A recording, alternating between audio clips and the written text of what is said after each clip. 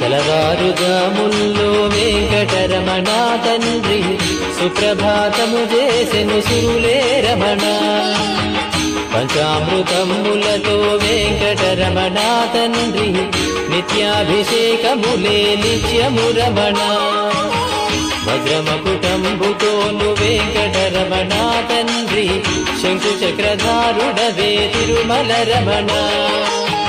మూడు నామాలతోను వెంకటరమణ తండ్రి ముల్లోకములు ఏడడి మూర్తి విరమణ.